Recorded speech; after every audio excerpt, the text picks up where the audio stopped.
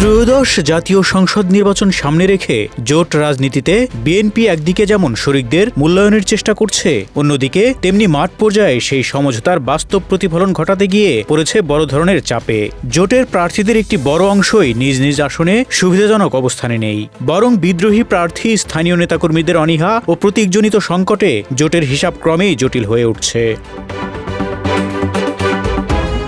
বিএনপির নীতি নির্ধারক পর্যায়ের একাধিক সূত্র জানায়, জোটের মধ্যে তুলনামূলকভাবে কিছুটা ভালো অবস্থানে রয়েছেন বাংলাদেশ জাতীয় পার্টির চেয়ারম্যান ব্যারিস্টার আন্দালিব রহমান পার্থ এবং এনডিএম চেয়ারম্যান ববি হাজ্জাজ। তবে এই দুই আসনেও বিএনপি পুরোপুরি নিশ্চিন্ত নয়। পার্থ নিজ দলীয় প্রতীক গরুর গাড়ি নিয়ে নির্বাচন করছেন, আর ববি হাজ্জাজের বিপরীতে রয়েছেন আলোচিত নেতা মামুনুল হক, যার ফলে শেষ মুহূর্তে ভোটের অঙ্ক পাল্টে যাওয়ার শঙ্কা থেকেই যাচ্ছে। তারপরও এই দুই আসনে যে কোনো মূল্যে জয় নিশ্চিত করতে মরিয়া বিএনপি।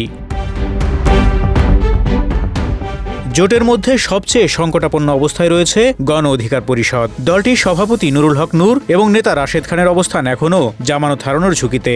রাজনৈতিক বিশ্লেষকদের মতে এই দুজনের কেউই জয়ী হতে না পারলে দলটির ভবিষ্যৎ অস্তিত্বই প্রশ্নের মুখে পড়তে পারে।